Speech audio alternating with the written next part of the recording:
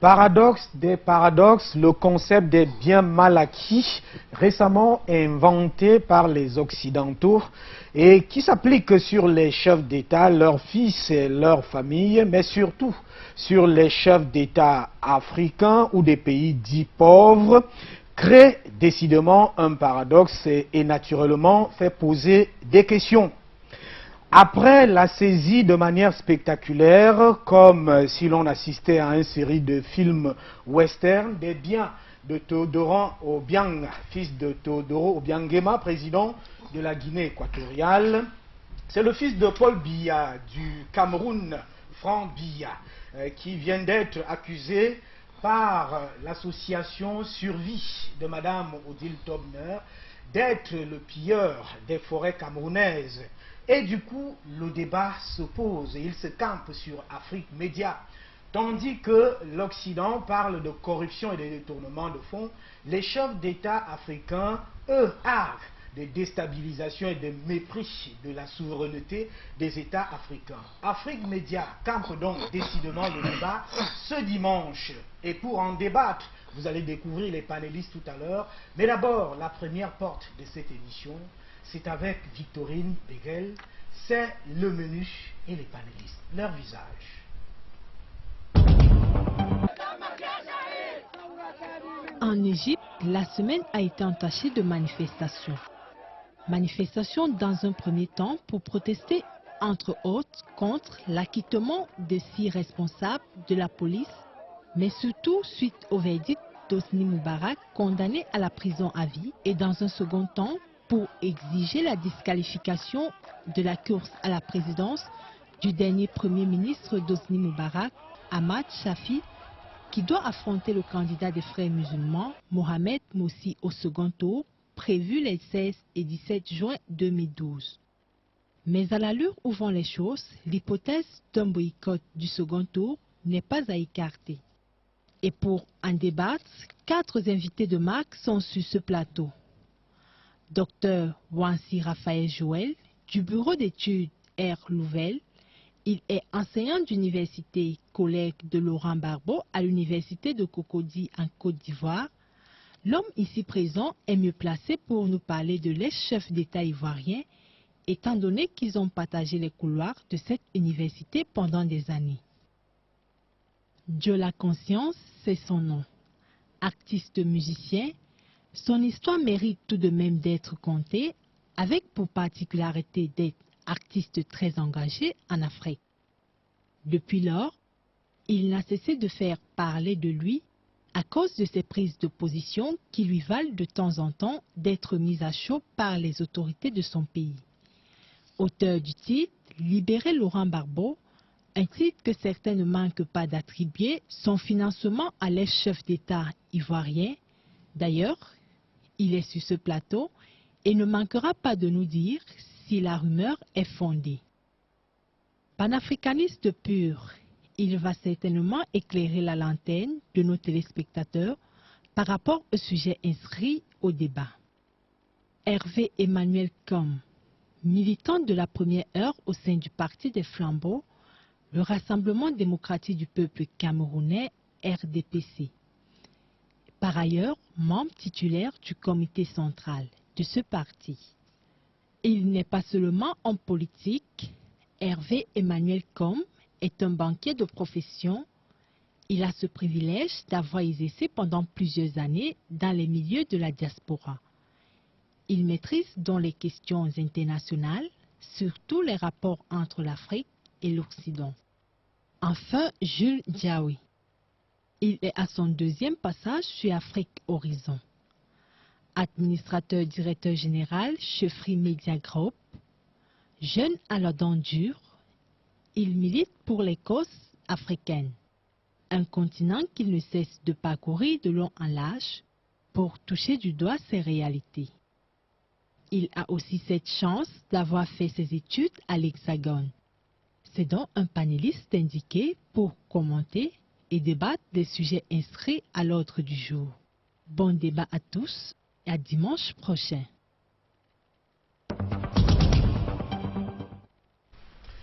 En tout cas, Jules Diaoui est avec nous. Jules, bonjour. Bonjour. Ah, vous êtes un peu bas. Bonjour. Bonjour, bonjour. Bonjour à tous les téléspectateurs d'Afrique Média. Dieu la conscience, bonjour. Bonjour Hubert, c'est un plaisir d'être là. Bonjour chers téléspectateurs d'Afrique Média et bonjour les autres panélistes. Bonjour docteur Ouansi. Bonjour.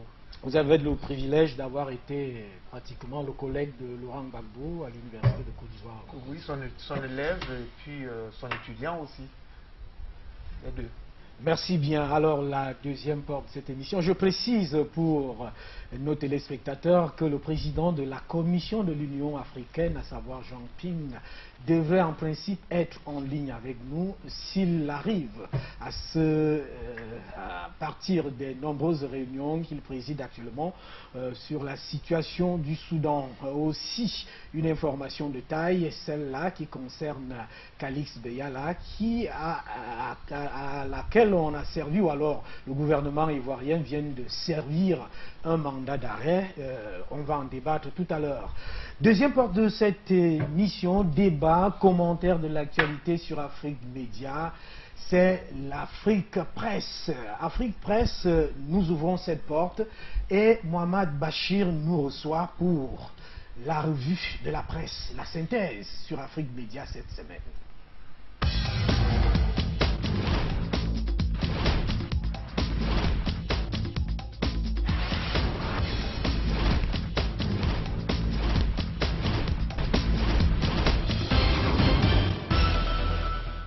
Mis à part les crises politico-judiciaires en Égypte, dans l'Afrique du Nord, et la multiplication des drames au Nigeria, l'actualité africaine a été moins violente en Afrique centrale et en Afrique de l'Ouest vue par la presse écrite. Mais sans la liberté de blâmer, il n'y a point d'éloge flatteur. Pierre-Augustin Caron de Beaumarchais. Mesdames, Messieurs, bienvenue à Afrique Presse, édition d'Afrique Horizon sur les antennes d'Afrique Média. Commençons ce voyage de la presse par la Côte d'Ivoire, où le quotidien Le Temps a écrit à la une lundi « Ocampo panique et enfonce Ouattara ». À 2 semaines du procès de Laurent Gbagbo, Luis Moreno Ocampo a rendu une visite qualifiée de trop par Le Temps. Une visite d'adieu. Le procureur sortant de la Cour pénale internationale donne raison à l'Union africaine et au même moment, la mission des Nations unies en Côte d'Ivoire le boude. Le Patriote, pour sa part, rapporte que Luis Moreno Ocampo a été formel dans ses dires. « J'ai des preuves très importantes et fortes contre Gbagbo », a-t-il déclaré. « Pour moi, il a commis les crimes les plus graves », a-t-il poursuivi dans les colonnes du Patriote. Toujours en Côte d'Ivoire, le Nouveau Réveil, pour sa part, a mis à la une les attaques gratuites des journaux proches du RDR contre Bédier. Le journal s'interroge. Le RDR voulait-il donc enterrer le PDCI? Point d'interrogation. Le secrétaire général du Parti démocratique de la Côte d'Ivoire, Djedje Modi, répond dans les colonnes du Nouveau Réveil en disant par exemple qu'on peut être des alliés et se dire des vérités. Une affaire qui est allée au-delà des frontières ivoiriennes et précisément au pays des hommes intègres où le quotidien Le Pays fait la chronique d'un divorce annoncé en Côte d'Ivoire. Un divorce qui s'annonce entre le PDCI et le RDR. Le journal indique qu'en politique, les défaites sont dures à digérer. Et comme partout ailleurs en Afrique, en Côte d'Ivoire également, les rancœurs sont tenaces. Pour la première fois, le Parti démocratique de la Côte d'Ivoire a officiellement dénoncé le découpage électoral effectué quelques mois avant les législatives du 11 décembre 2011 comme étant favorable au rassemblement des républicains d'Alassane Dramane Ouattara. Le divorce serait-il annoncé? Affaire à suivre. Au Sénégal, Maître Wade va saisir la Cour suprême, c'est à la une de Sud Quotidien. Le quotidien sénégalais indique que Maître Abdoulaye Wade, l'ancien chef de l'État sénégalais, et sa formation politique, le PDS, le Parti démocratique sénégalais, vont traduire devant la Cour suprême le régime du président Macky Sall pour attaquer l'inconstitutionnalité de la loi sur l'enrichissement illicite. Sud Quotidien mentionne donc que c'est la convocation des dignitaires libéraux au parquet et à la DIC. Quittons le Sénégal. Pour le Mali, le quotidien national d'information L'Essor fait la une par la reconquête des régions du Nord. Un message fort à Ségou. Le journal rapporte que le premier ministre malien Cheikh Modibo Diarra s'est rendu à Ségou pour rencontrer les militaires de la zone de défense numéro 2 et les galvaniser. Constat rassurant, écrit l'essor, les troupes ont désormais le moral pour combattre. Les détails de cette visite du Premier ministre sont dans les colonnes de l'essor du lundi 4 juin. Quittons l'Afrique de l'Ouest pour l'Afrique centrale et notamment le Cameroun, où le quotidien Mutation a mené une enquête mardi et a fait des révélations à la une sur le salaire et les avantages de Paul Biya. Le journal rapporte que le chef de l'État camerounais bénéficie de 10% sur chacun des marchés publics passés par la présidence de la République. Selon Mutation, l'hebdomadaire Jeune Afrique, dans sa dernière livraison, évalue à près d'1 milliard de francs CFA le traitement annuel officiel du président Paul Biya. Et parlant du chef de l'État camerounais, le SDF veut faire lever l'immunité de Paul Biya à la une du Messager. Le journal indique qu'une proposition de loi introduite par le Social Democratic Front vise à rendre le président de la République du Cameroun pénalement responsable de faits de corruption. Cet amendement de loi a été introduit mardi dernier au cours de la session ordinaire de l'Assemblée nationale. Le Messager a rapporté tous les détails et s'interroge si l'on se dirige vers une modification de la Constitution. Mercredi, les quotidiens camerounais ont écrit sur la réaction de Kavaye et Djibril sur l'affaire Marafa. Prenons le Messager par exemple qui rapporte que le président de l'Assemblée nationale a jeté un froid glacial sur les députés et les membres du gouvernement lors de l'ouverture de la session ordinaire de juin. L'honorable Kavaye a appelé l'ancien secrétaire général à la présidence de la République à répondre de ses actes devant la justice. Il qualifie d'ailleurs les lettres de Marafa d'amalgame et de diversion. Toujours en Afrique centrale et cette fois-ci en République démocratique du Congo, Human Rights Watch accule Kigali à la une du potentiel. Le journal écrit qu'à l'instar des Nations Unies, Human Rights Watch accule le régime de Paul Kagame et révèle que l'armée rwandaise fournit des hommes, des armes et des munitions au M23, le mouvement du 23 mars. Dès lors, Kinshasa est mis devant ses responsabilités qui l'obligent à sortir de sa tour d'ivoire pour une prise de position claire et assortie d'un engagement ferme à entreprendre dans les meilleurs délais. C'est ce que rapporte le potentiel, le quotidien de la République démocratique du Congo. Quittons l'Afrique centrale à présent pour aller dans les îles, où Midi Madagascar a mis à la une tête-à-tête à Tana cette semaine, souhaite Magro. Le journal indique que Magro Behoririka souhaite un tête-à-tête entre Marc Ravalomanana, l'ancien président, et Andry Rajoelina, le président de la transition actuelle. Il appartient, selon Midi Madagascar, au médiateur Joachim Chissano, l'ancien président mozambicain, et au vice-ministre Marius Fransman, de déterminer dans les jours qui viennent l'endroit et la date de ce rendez-vous. Toujours dans les îles, et nous terminons par les Comores, où Al-Watouane, le premier journal des Comores, a mis à la une les hauts responsables invités à s'expliquer. Le journal parle bien sûr de la fonction publique. Al-Watouane mentionne qu'alors qu'on se prépare à un 3e mois de paiement par chèque, le nouveau système expérimenté depuis le paiement du mois de mars dernier par le gouvernement comorien pour réparer les irrégularités que les derniers recensements des agents de l'État a pu déceler. Le chef de l'État, Ikililou Douanine, a demandé aux hauts responsables de la fonction publique des réponses précises sur le dernier recensement des agents de l'État, le cas des recensements effectués en dehors des concours ou par appel à candidature. Voilà, mesdames et messieurs, la presse a écrit et vous avez certainement lu. Laissons la place aux experts en leur souhaitant un bon débat et à dimanche. Bienvenue, madame, monsieur. C'est avec un réel plaisir que nous sommes reçus chez vous et vous avez bien écouté ou suivi cette revue de presse. Ici s'ouvre le débat. Première actualité ce dimanche. Madame Odile Tobner, c'est la veuve de Mongo Beti. Elle est la présidente de l'association Survie. Elle a déposé une plainte vendredi 1er juin dernier au tribunal de Paris. Elle accuse le fils de Paul Biya, Franck Biya, de piller les forêts camerounaises et de s'appuyer sur la position de son père. Alors, première question sur ce plateau, Jean Diaoué. L'affaire pratiquement de ces accusations partie de 2007 déjà, on va revenir, on va refaire l'histoire de cette affaire des biens mal acquis tout à l'heure, réjaillit maintenant avec le fils du président camerounais Paul Biya, alors qu'il y a quelques mois seulement, le fils du président équato-guinéen Teodoro Biangema venait de se faire pratiquement une perquisition avec à l'appui des mobiliers, beaucoup de meubles arrêtés. Oui, monsieur Hubert, vous savez, je pense que cette situation, il faut la traiter au cas par cas. Je vais commencer par le cas de Teodoro Biangema. Au nom de quoi un fils de président ne devrait pas avoir une belle maison? Pourquoi c'est toujours les Africains qui doivent être des misérables? Allez en Occident. Regardez ce que détiennent les fils de présidents des hauts commis de l'État chez eux. Ils n'ont jamais fait l'objet d'un procès.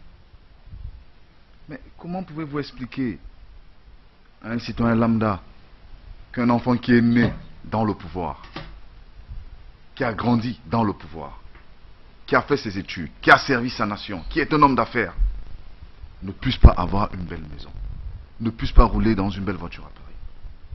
Non mais, il faut être juste. Il n'y a pas une justice des pauvres et une justice des riches. Être riche, ce n'est pas un crime. Être pauvre n'est non plus un crime. C'est des conditions naturelles.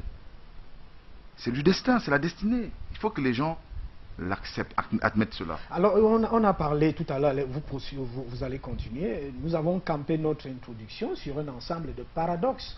Vous venez de relever un paradoxe, les fils des chefs d'État français, américains et autres ont des biens, mais ne sont pas inquiétés. Qu'est-ce qui peut expliquer? Peut-être je veux revenir à vous et je veux interpeller le juriste. D'ailleurs, il a été collègue de Laurent Gbagbo, son étudiant en Côte d'Ivoire, à l'université de Cocody. Qu'est-ce qui peut expliquer ce paradoxe-là que les fils des chefs d'État africains et eux-mêmes soient poursuivis par les sollicitations des associations et ONG à la limite étrangères? Bien, je vais d'abord contextualiser les choses et dire que le terme bien mal acquis n'appartient pas particulièrement aux juges européens ou encore aux Français. Non. La question des biens mal acquis n'a pas été soulevée rien que pour l'Afrique et pour les fils des présidents africains, ou bien contre les présidents africains. La question des biens mal acquis a été soulevée depuis la dictature des Duvalier, passant la dictature des Duvalier à Haïti, passant par la dictature de Ferdinand Marcos aux Philippines. Donc, ces gens avaient déposé des fortunes diverses dans des banques européennes, dans des pays européens, et on avait déjà qualifié cela en son temps de bien mal acquis. Mais le concept, il n'avait pas surgi comme aujourd'hui où l'on poursuit pratiquement une panoplie de chefs d'État, 5 à la limite depuis 2007. Je vais arriver là. Avec l'universalisation, une forme d'universalisation d'une certaine morale, je veux le dire, l'universalisation d'une certaine morale, la perception de certains problèmes africains, notamment les questions des pauvres, de la pauvreté, il était tout à fait normal. C'est une réaction légitime des associations, particulièrement occidentales et africaines, qui se posent la question de savoir pourquoi allons-nous libérer autant de finances, autant d'aide à des gens dont les fils ici, dont les présidents détiennent des fortunes colossales. Ah, c'est un problème d'aide? Non, je veux dire qu'il y a une réaction de l'opinion européenne quant à la situation de pauvreté de l'Afrique et de misère. On ne comprendrait pas comment un chef d'État qui s'assied à la table, qui va discuter la dette, qui va discuter, qui va demander de l'aide financière à des gouvernements occidentaux, gouvernements plus riches, soit lui-même un homme démesurément riche. Et si ce sont les sociétés occidentales qui venaient la plupart du temps récupérer cet argent qui est donné par des aides? Je reviens à vous, peut-être vous allez répondre à cette question, je reviens à vous parce que il va falloir qu'on creuse cette affaire au fond en rapport avec cette actualité qui a, je voudrais qu'on reste dans l'actualité naturellement, c'est-à-dire avec l'accusation portée par l'association Survie à l'encontre du fils du président Paul Biya. C'est pour ça qu'Afrique Média campe le débat pour que nous remontions l'histoire de ces affaires de biens mal acquis. Je veux la conscience. Est-ce que, en principe, on va poursuivre tout simplement les chefs d'État africains, leurs fils, alors que pour la plupart du temps, on sait que c'est des firmes occidentales, je ne vais pas le cacher ici, qui la plupart du temps viennent toujours réaliser les marchés issus de l'aide et d'un certain nombre de choses, parfois sans contrôle. Ben, écoutez, moi j'ai une position tout à fait autre hein, par rapport à celle de mes vis-à-vis, de Jules Ndiaye par exemple. Lorsqu'il revendique le droit, il a tendance à revendiquer le droit à des fils de présidents ou de dignitaires africains à être riches ou à accéder à certains biens sociaux. Mais je pense que la question ici, en vérité, c'est le comment de l'accès hein, à ces biens. Et vous répondez? Chacun a le droit oui. au bien-être. Chacun a le droit hein, au bonheur. Chacun a le droit de vivre dans la richesse, dans l'opulence. Mais la question ici, c'est est-ce que les méthodes que vous aurez utilisées pour accéder à cet argent, à ces biens immobiliers, ces biens, ces grosses voitures et autres, est-ce que c'est la sueur de votre front? C'est là où réside tout le problème. Et quand vous aurez posé cette question, vous répondez? Mais écoutez, tous ces gens, c'est des bandits. Parce que, franchement, on ne peut pas me prouver qui est en Afrique, un Africain, en dehors des stars, hein, en dehors des superstars de football, comme les Etofis et autres, qui gagnent beaucoup d'argent, les artistes musiciens, hein, qui tournent. Vous êtes artiste musicien, vous ne gagnez pas beaucoup. Oui, écoutez, je vends mes disques dans la rue, c'est connu. Dans les rues de mon pays, c'est connu que j'ai la conscience, d'ailleurs, en tant qu'artiste persécuté, le plus persécuté dans mon pays, hein, qui m'a valu d'ailleurs un prix de Frimeuse, une organisation danoise qui défend les droits des artistes persécutés. Je vends mes disques dans la rue. Si l'artiste se portait bien dans mon pays, ce serait pas le cas. Alors donc, maintenant, revenons sur la question telle que vous l'avez posée. La mafia occidentale, parce que c'est comme ça que je préfère la caractériser. La mafia occidentale. Oui, les différentes mafias occidentales sous-tendent, n'est-ce pas, ce comportement des dirigeants africains et de leurs fils et des différents potentats qui gravitent autour d'eux. Hein? Vous suivez mon regard? Alors, je trouve même que l'offensive de la société civile africaine, ou plutôt occidentale, représentée, portée par des gens comme la veuve du célébrissime et très grand nationaliste Mongo Betty, viennent même en retard. Et que ces offensives même sont même au rabais. On ne doit pas se plaindre du fait qu'on s'attaque seulement à 4 chefs d'État actuellement. On devrait déjà s'attaquer à tous ces potentats, de mon point de vue. Hein? Et à tous ces fils de chefs d'État qui vivent dans une opulence cinglante dans des pays où la misère est grave. Vous vous rendez compte?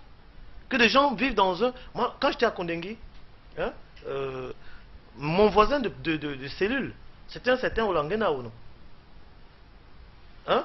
Vous parlez de l'opération Épervier. Voilà justement, l'opération Épervier. Voilà. Moi j'étais logé à l'enseigne, comment on appelle ça, de Kosovo, à Kondengui, c'est-à-dire le quartier où il y a la populace, le quartier des... Quel est le lien que vous voulez faire? Le lien que je voudrais faire, c'est que quand ces gens sont en liberté, ils ne s'imaginent pas qu'il est comme ça, ils sont vus, ils sont observés, tous leurs gestes sont épiés par les nécessiteux, hein, que la plupart des citoyens sont.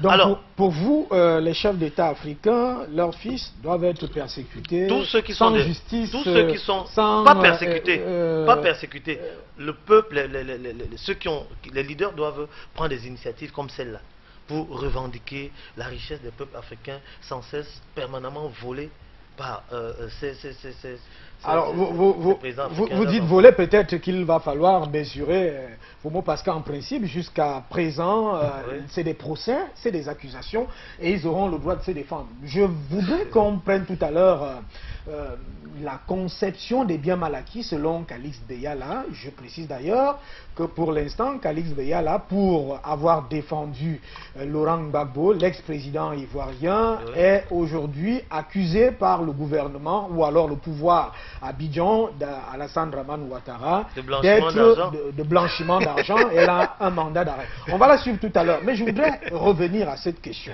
Il y a quand même une problématique qui se pose lorsque les chefs d'État et leurs fils, les chefs d'État africains s'entendent. Docteur, vous avez remonté tout à l'heure l'histoire de la conception des biens mal acquis ou du concept des biens mal acquis, mais il y a quand même une incongruité dans ce paradoxe où c'est des firmes occidentales, où c'est des occidentaux qui contrôlent pratiquement un ensemble de choses et accusent, et les ONG qui viennent de ce côté-là accusent les chefs d'État d'être plus riches, alors qu'on sait que quelque part, ces richesses-là remontent. Lorsque vous avez le pouvoir, vous avez le devoir de clarifier les origines de vos biens, pour ne pas les confondre avec ceux de l'État. Bien, il faut distinguer les choses. Un État est d'abord un État. Un homme est un homme, celui qui gouverne.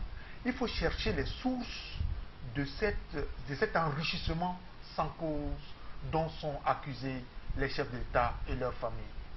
La chose est claire, c'est la pérennisation du pouvoir personnel qui entraîne tout cela. Lorsque vous faites 30 ans, 25 ans, 40 ans au pouvoir, il est tout à fait normal que tout ce qui gravite autour de vous commence à... Vous voulez dire que Nicolas Sarkozy est sorti du pouvoir de 5 ans très pauvre? Le cadre, non, je ne veux pas... En tout cas, c'est une question. Oui, je fais les parallèles par rapport à votre argumentation. Politique. Vous allez quand même me permettre de les poser. Le cadre politique des États démocratiques n'autorise pas, ou bien encore ne facilite pas. Ne rend pas possible. Oui, je veux dire, ne rend pas possible, ne facilite pas ces formes d'enrichissement. Je précise pendant que vous précisez, je précise aussi que Nicolas Sarkozy a tous les privilèges d'un chef d'État. Il peut voyager gratuitement, il peut faire un certain nombre de choses aux frais de l'État. Jusqu'à 1 million d'euros par an. Je vous en prie. Oui, il faut vous distinguer continuez. les privilèges qui sont prévus par le fonctionnement de la présidence et les privilèges qui sont que s'arroge personnellement un président de la République qui fait 30 ans au pouvoir. J'arrive. Pour vous dire, il y a le cadre purement constitutionnel qui prévoit des contrôles. Le contrôle administratif des actes qui sont posés par le gouvernement, le chef de l'État.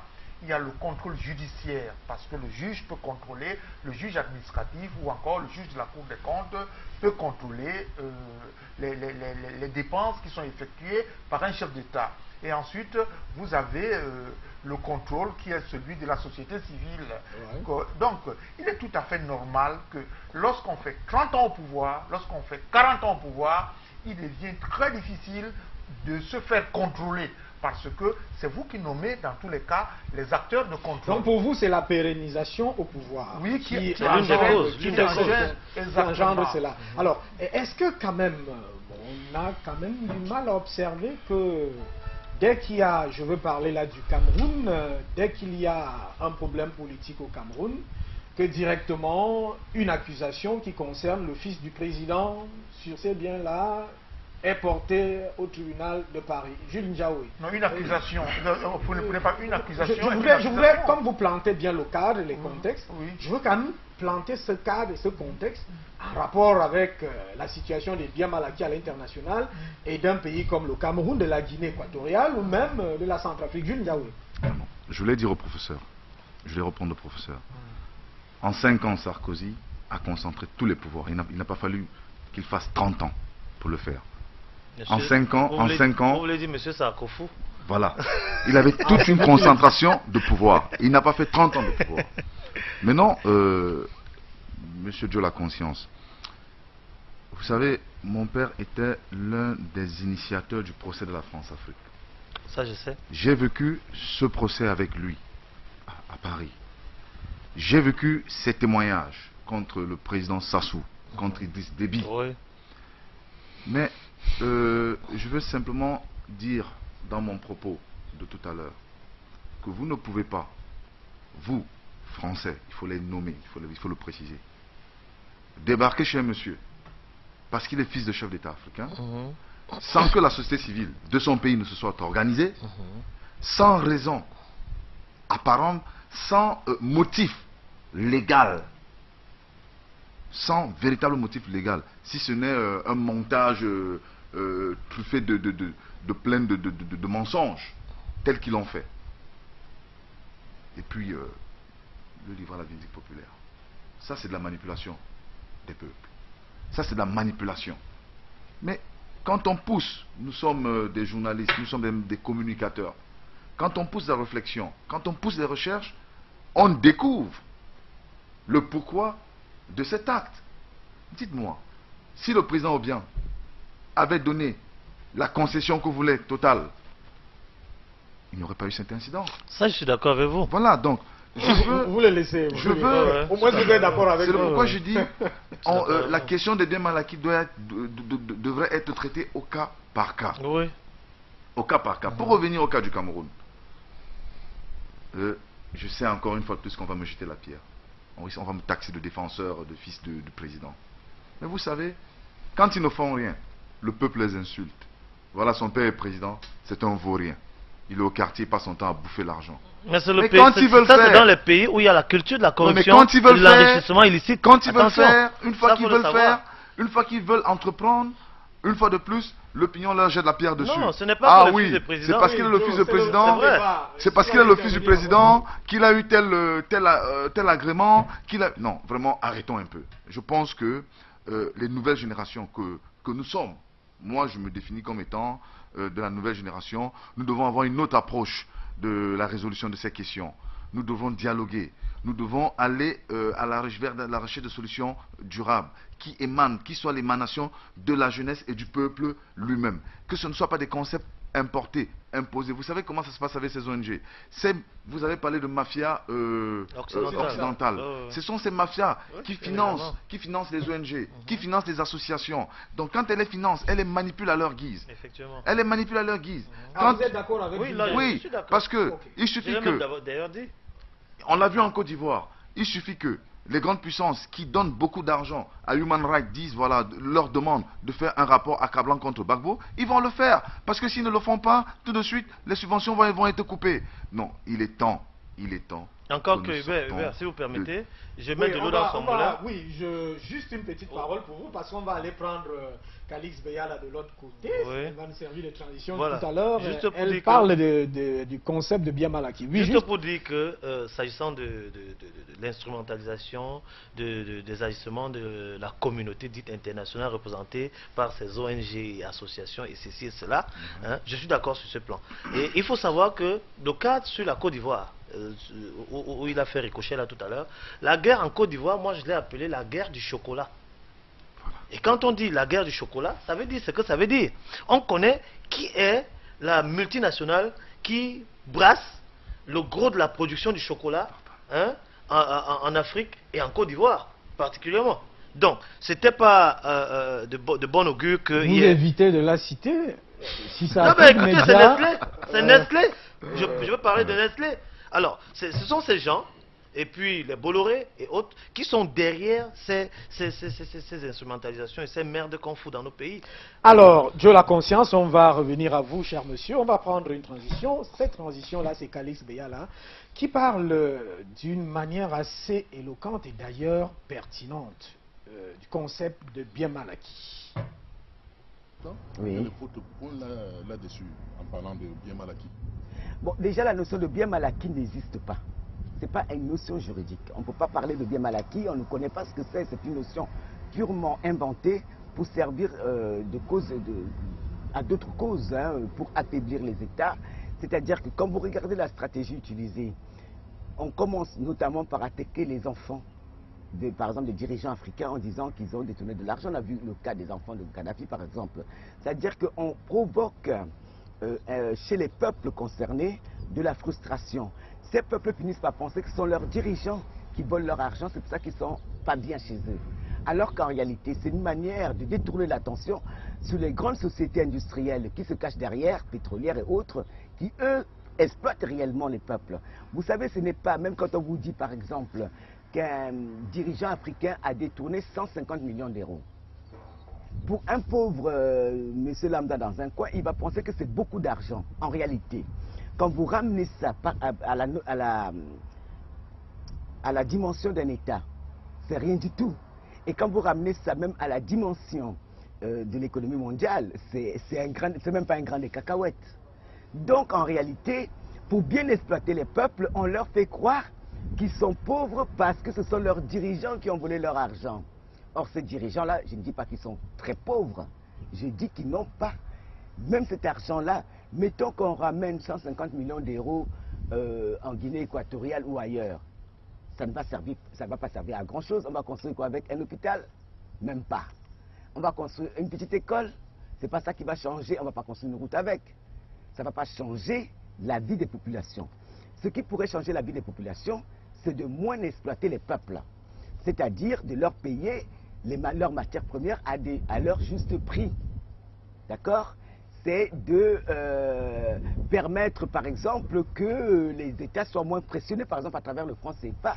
On sait que, par exemple, par rapport au franc CFA, 50% des recettes des pays africains francophones restent en France. Vous vous rendez compte de ce que cela représente? C'est des milliards et des milliards. C'est ça qui appauvrit les peuples d'Afrique.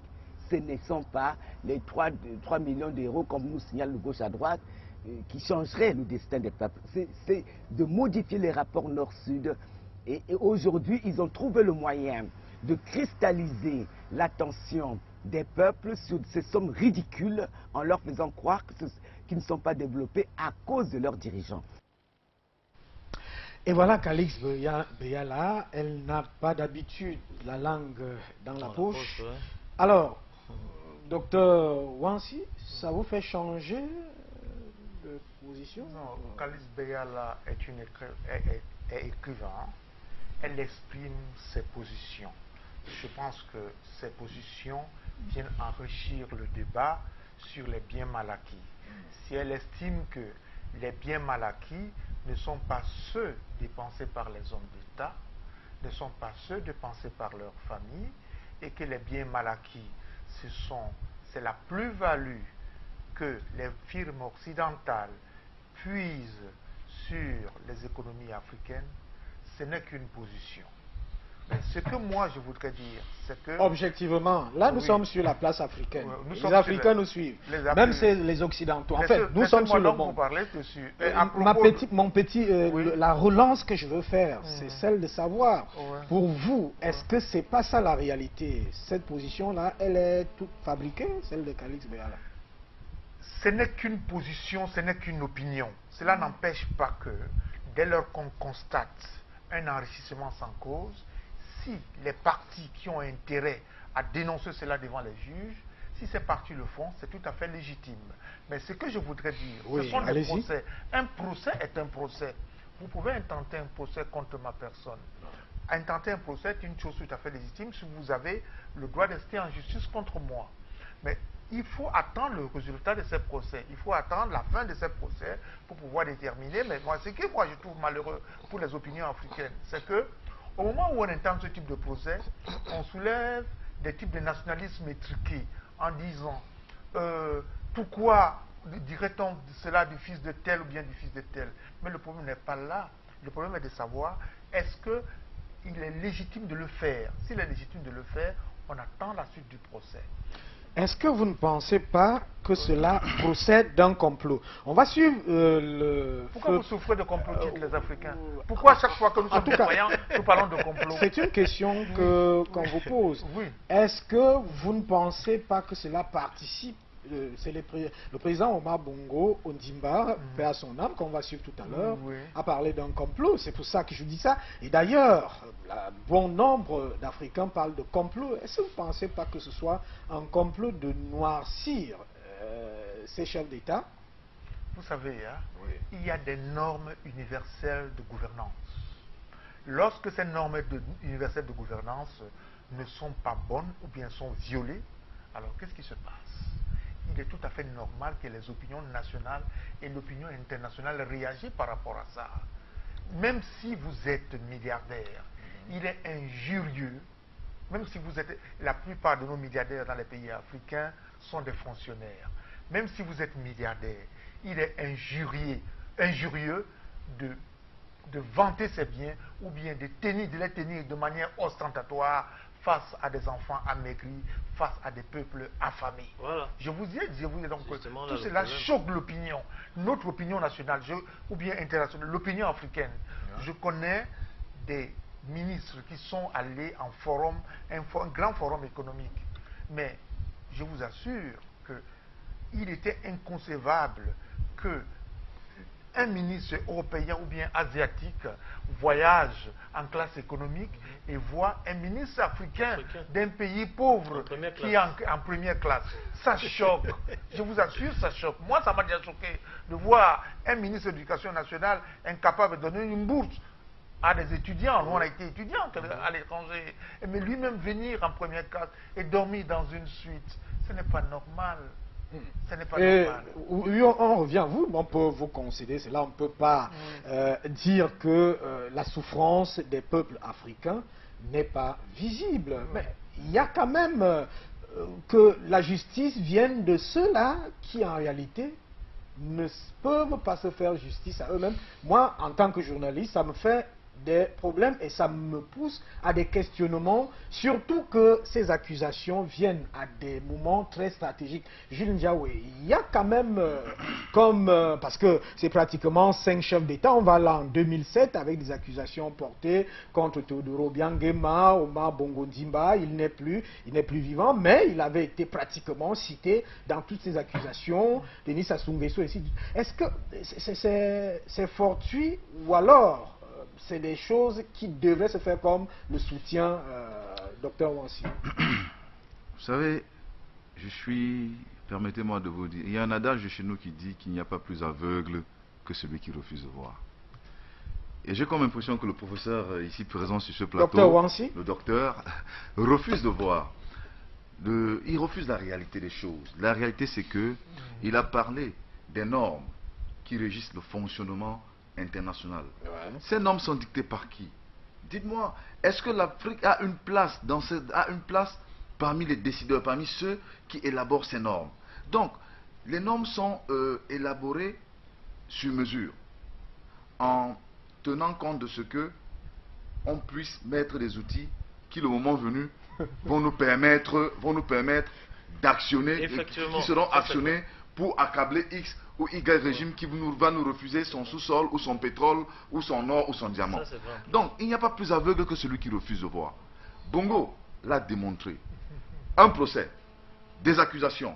La presse française à l'époque avait été financée par les pouvoirs, les pouvoirs de droite contre Bongo parce qu'il refusait de leur céder le zinc.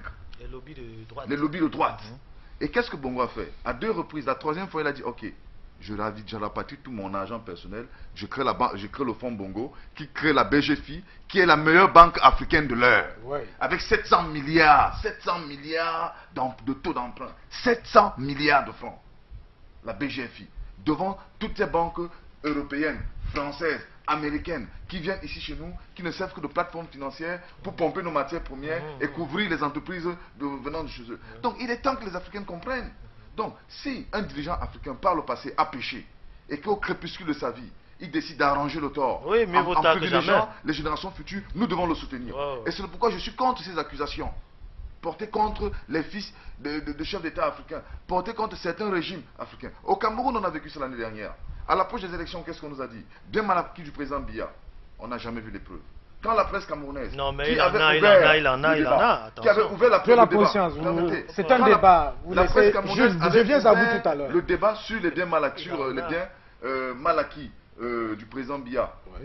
C'est la presse camerounaise, en l'occurrence le Messager. Tout à fait. Mais d'ailleurs, on va revenir sur les extraits. Lorsque le Messager est allé en profondeur dans le traitement de ce dossier, lorsque la presse est allée en profondeur, a commencé à fouiller, à demander aux médias français d'en apporter les preuves de ces accusations pour pouvoir leur permettre d'étayer la compréhension de leur opinion en Afrique, on a vu un blocus.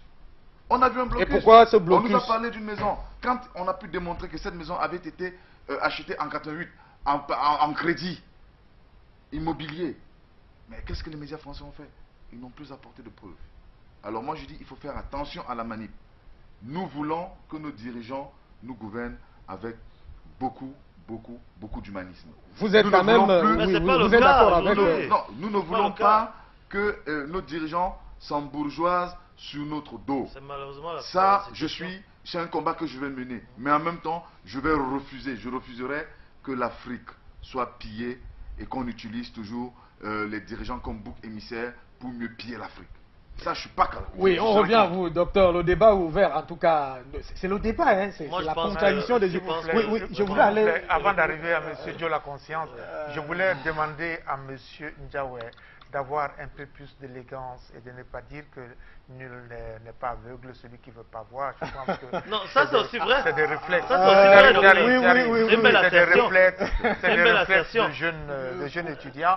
Mais ce que je veux vous dire, n'est-ce Vous pas? comprenez quand même que c'est Oui, des c'est réflexes des des jeunes étudiants, étudiants. oui. c'est- Je l'assume. Docteur, J'assume docteur, permettez-moi. j'assume ma Je voudrais- position je de voudrais- jeune. Oui, Et c'est Que je n'oublie pas, Mais je dois lui dire attention, quelque chose. Oui, s'il vous attention. plaît, s'il vous Oui. plaît. Attention. Oui, Ce vous n'est pas attendez parce Joe qu'on la est jeune, conscience. Ce n'est pas parce que l'on est jeune oui, que l'on ne peut pas contribuer de manière Effectivement. efficace au Oui, changement. oui, Il Jules devrait Ndiawe, s'opérer. Jules, je vous en prie, c'est le débat. Hein. Vous avez toute la latitude d'être Oui. contradit. Hubert. Mais ça va se faire avec élégance et beaucoup. Mon cher Hubert, Oui, permettez-moi vraiment. Joe la conscience. Je suis d'accord par endroit avec mon jeune frère Ndiawe. Vous êtes d'accord avec lui Oui, sur... oui, sur l'essentiel. Qu'il faut pourchasser tous ces prévaricateurs de nos États. Ça, c'est d'accord. Mais Alors, il a parlé du fondement en lui-même, la France-Afrique, qui en Oui. réalité qui entretient... soutient ces liens incestueux avec nos dirigeants. Je suis d'accord. Hein? Mais il faut qu'il se rappelle. Peut-être qu'il était encore très jeune à l'époque, mais la jeunesse ne veut rien dire ici. Quand on a la presse qui est là pour écrire l'histoire. On a le scandale de Baden-Baden, s'agissant du cas de M. Biya, à l'époque. Moi, j'étais encore élève. Hein? Vous n'avez pas oublié. Donc, ça n'a pas commencé aujourd'hui. Des gens comme Célestin Monga en ont dénoncé depuis longtemps. Monsieur Biya, comme Monsieur Obiangema, comme Monsieur Sassou Nguesso, comme... Je vous rappelle que Sassou Nguesso est le premier Ouattara que la France-Afrique a installé sur des milliers de cadavres. Hein, après avoir renversé un président démocratiquement élu. Parce que les gens ont tendance à oublier ça. On a Idriss Déby qui devrait aussi être dans la même situation. Et puis je voudrais vous rappeler ici que l'Afrique centrale francophone est le dernier vivier des dictateurs dangereux et très mafieux. Qui sont là, qui vivent paisiblement et qui à chaque fois où les peuples voudraient se soulever pour revendiquer quoi que ce soit, on mène contre ces populations des massacres silencieux. Hein? Et la communauté dite internationale... Là, vous parlez plus de bien mal acquis. Non, je parle de bien mal acquis, justement. Ah non, c'est dans parce les- que c'est de fil en aiguille. Oui. Parce que, voyez-vous, tout dernièrement, quand on a dénoncé les biens mal acquis du président Biya, c'est le ministre de la Communication, c'est le gouvernement ici On va le qui s'est suivre mis- tout à l'heure. qui s'est mis en branle pour dire que la presse était manipulée, patati patata, et ceci, cela, on devrait faire attention à ce genre d'informations. Et puis, le propos de M. Ndiaye... Mais il y a quand même, oui, vous achevez, il y a quand Oui, même un je- problème de preuve, comme on va voir tout à l'heure. Le problème de preuve, écoutez, ça tape à l'œil. M. Biya a dit depuis 20 ans et plus qu'il voulait les preuves. Ben, si on était dans un pays démocratique... Là, vous parlez de vous là-bas au Cameroun. On ne va pas Effectivement. ramener le débat au Si, Cameroun. Nous sommes sur c'est un l'Afrique. pays africain, c'est un pays africain. Je prends ce cas, par exemple, parce que c'est lui qui en a parlé. Oui. Si on était dans un pays démocratique là-bas, où le mandat serait de 4 ou de 5 ans, mais il y a de cela plus de 15-20 ans qu'il ne serait plus au pouvoir. Hein? Mais il a demandé les preuves depuis cette époque-là. Je me rappelle l'interview de Eric Tindjé, à l'époque où il a dit coup de tête et puis il le fait sauter de la CTV. Ben, c'est plus de 20 ans après qu'il commence à arrêter c'est un de ses collaborateurs dont on dit que c'est pour ses objectifs politiques personnels.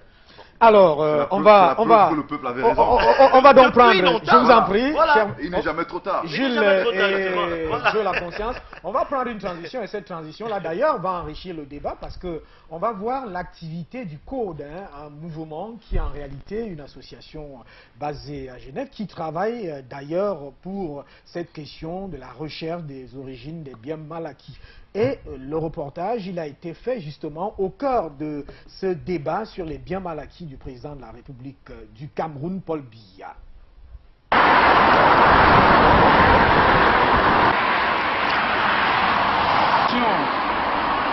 Des Tondo Titi, des Moyoka, des Batoké, population de Mawa, Tiko Kumba, Baré. Nous voici aujourd'hui, voici où nous imposons, voici où on vient enterrer votre argent.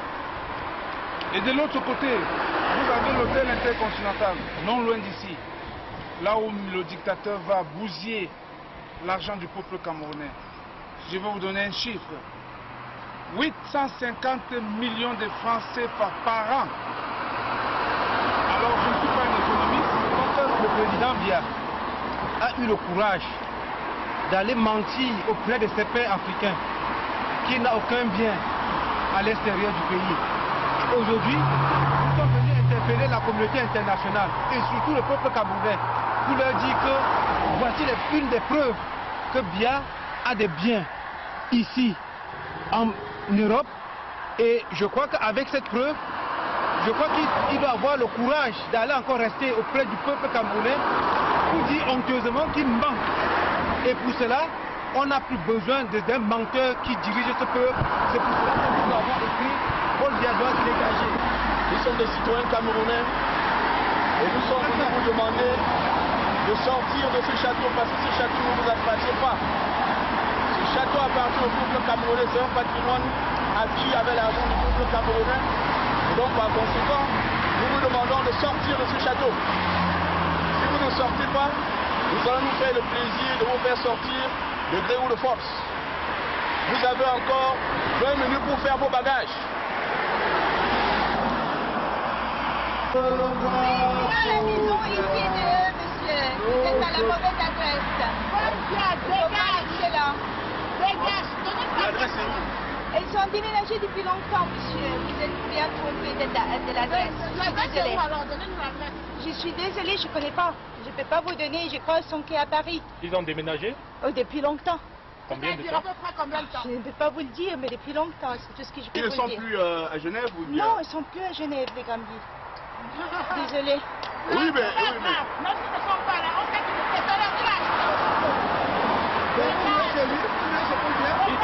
Ils ont habité ce problème. Monsieur, s'il vous plaît, je ne vais pas avoir de problème. On va vous l'appeler. Ils ne sont pas là. Si vous cherchez des gens, Non, je voulais savoir si c'est seulement des locataires. ça n'a rien à voir avec nous, votre problème. Mais Ok? parce que c'est la propriété du Cameroun, hein? Rien à faire avec cette affaire. Vous avez Vraiment navré.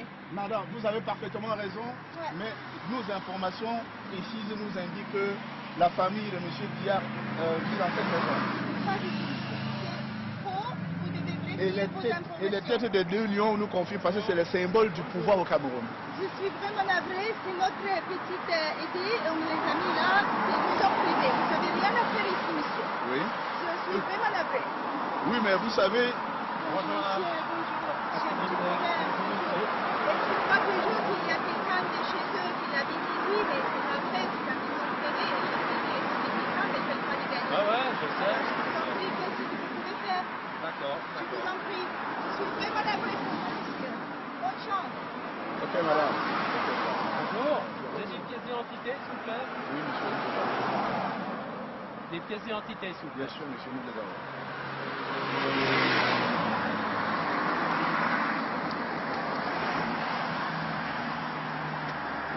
Parce que vous venez pour manifester, pourquoi? Nous venons pour manifester parce que nos informations de sources sûres nous indiquent que le président du Cameroun, notre président, a acquis cette propriété il y a à peu près 10 ans. Mais ça, vous pouvez voir, c'est décide de l'État. Je ne sais pas si l'information est exacte, mais on nous l'a confirmé. Et donc nous sommes venus ici nous plaindre du fait que, compte tenu de l'état dans lequel se trouve notre pays, qu'il puisse acquérir une propriété comme ça. Tu peux filmer? Là, on est sur la voie publique, il n'y a pas de problème. Voilà, donc nous, notre démarche, une démarche citoyenne et pacifique. Donc nous ne sommes pas venus ici pour déranger, pour faire des bruits, pour bloquer la circulation.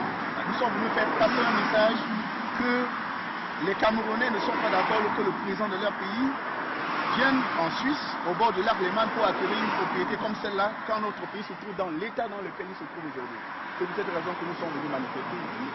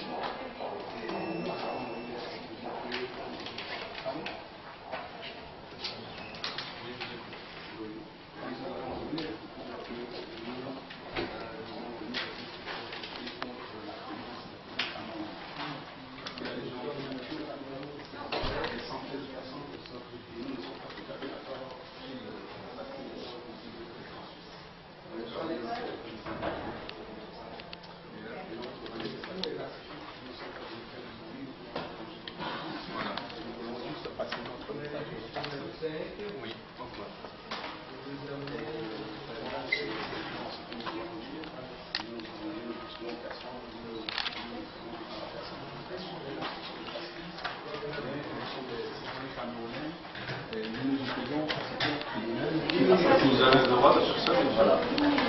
Par contre, si vous voulez faire une manifestation, je vous laisse appeler à l'extérieur de l'hôtel, s'il vous plaît. Est-ce qu'il est là, Paul Biya? Paul Biya, il est là? Le président? Oui. La sécurité n'est pas là? Je sais pas, mais moi je ne peux pas vous mettre en relation avec eux. De toute façon, c'est des clients comme n'importe qui d'autre. Moi je ne peux pas vous mettre en relation avec eux. Là, on est au fait avec votre technicien. Si vous voulez faire une manifestation, il faut la faire aller sur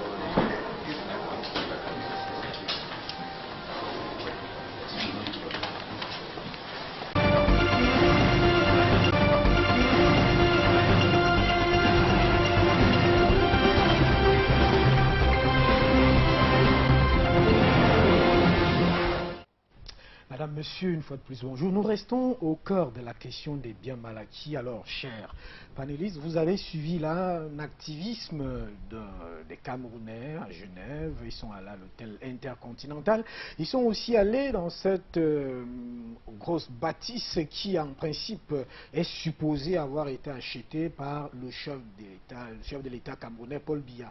Mais curieusement, ils sont renvoyés parce que les gens qui habitent ne s'y reconnaissent pas.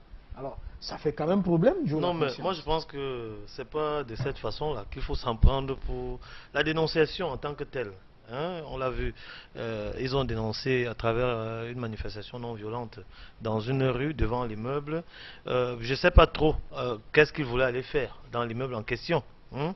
Bon, là, ils ont eu des informations que cet immeuble a été acheté, acquis par le président de la République du Cameroun. Mais sur le terrain, l'information est presque erronée. Ben, écoutez, ces gens ne peuvent pas leur donner l'information. Hein. Pour avoir la preuve de l'existence de ces biens mal acquis, il faut la contribution, la participation à ces enquêtes des banques occidentales, hein, des banques occidentales, des circuits, n'est-ce pas, de transfert d'argent. Et hein, vous savez, en Europe, pour acheter une maison, ça ne se passe pas comme ici chez nous. Il y a des agences qui sont chargées de ça, il y a des agences qui sont chargées pratiquement de tout. Il faut, je crois qu'il faut même un jugement, je parle sous le contrôle d'un juriste. Hein. Il faut qu'il y ait un tribunal qui puisse ordonner, n'est-ce pas, la mise à disposition. Est-ce que vous pensez qu'avec cette accusation portée par Mme Odile Tobner de l'association Survie, oui. il y aura encore un tel activisme qui, ma foi, va échouer parce que celui-là avait échoué pratiquement. Tout dépend ici. Moi, j'ai l'impression que, comme à l'habitude de mes amis du Code, je connais le Code, hein, j'ai l'occasion de dire quelque chose sur leur activisme. Ils ont de la verve, hein, en apparence. Ils sont financés aussi. C'est normal que les associations qui veulent lutter vous ne vous pour posez la pas liberté sur soient les questions sur les sources de Mais j'ai un financement? problème avec ces Camerounais de la diaspora qui disent se battre pour la liberté au Cameroun. Hein. Ils vont là-bas, ils font ces manifestations parce que c'est dans les pays pratiquement démocratiques où on ne viendra jamais les violenter pour quoi que ce soit. Ils peuvent le faire là-bas en paix, ils savent qu'ils n'auront jamais aucun problème. Mais quand ils viennent ici, et déjà je veux vous rappeler que leur objectif c'est d'avoir l'asile politique là-bas, pour la plupart. Nous autres qui sommes... Non, vous constaterez, je suis peut-être... Vous autres qui êtes au Cameroun. Nous autres qui sommes des combattants de la liberté sur le terrain et qui faisons face à l'armée de la dictature, la police de la dictature, tout le temps, au moindre mouvement, ces gens-là, tout l'argent qu'ils raquettent chez ces organisations de la communauté internationale, ils n'ont jamais rien fait pour nous envoyer un coup de main ici. Je parle en tant que leader d'opinion. Ils n'ont jamais rien fait pour vous envoyer un coup de main là-bas au Cameroun. En tant que l'une des personnalités les plus arrêtées, les plus appréhendés au Cameroun, c'est connu. Bon, maintenant, quand ils arrivent au Cameroun, ils font ces belles initiatives, c'est très beau. Mais quand ils arrivent au Cameroun, ils vont dans leur maison. Dans les boîtes de nuit. Ils vont. C'est-à-dire que c'est sur la pointe des pieds qu'ils marchent. Hein? Ils vont chez eux. Et puis quand vous êtes même voisin du quartier, c'est quand il est parti 2 semaines après, on vous dit, ah, dis donc, mais Brice était là la semaine passée. Vous vous êtes pas vu? Vous voyez, moi je dis, ça n'enlève rien à l'essence même du combat. À l'essence du combat. Mais il y a trop d'opportunisme dans Alors, vous me donnez l'occasion de poser, merci, vous me donnez l'occasion de poser. Docteur Wansi, il y a donc quand même, ça frise, même si ça n'enlève rien à la nature du combat, ça frise quand même le ridicule. C'est comme si, en réalité, c'est les Africains eux-mêmes qui se ridiculisent dans ces affaires-là, alors qu'en réalité, il faudrait plutôt lutter pour des causes nobles. L'activisme, c'est l'activisme. On n'évalue pas l'activisme au kilo. Si les Africains sont devenus activistes pour poser la problématique des biens mal acquis, c'est tout simplement parce que les voies de manifestation et d'expression ont été bloquées dans leur propre pays. Je connais plus d'un pays où la moindre réunion à plus de 3 personnes nécessite l'autorisation préfectorale ou bien de l'autorité chargée de donner de laisser la manifestation s'opérer. Vous faites une manifestation. Moi, la plupart des pays africains francophones que j'ai vécu, où j'ai vécu, n'est-ce pas, n'acceptent pas souvent que les manifestations se tiennent, même lorsque les revendications des manifestants sont tout à fait légitimes. Bien évidemment. Donc, j'ai vu ce jeune homme qui a été arrêté plus d'une fois parce que son État, à lui, refuse toute forme d'activité opérationnelle.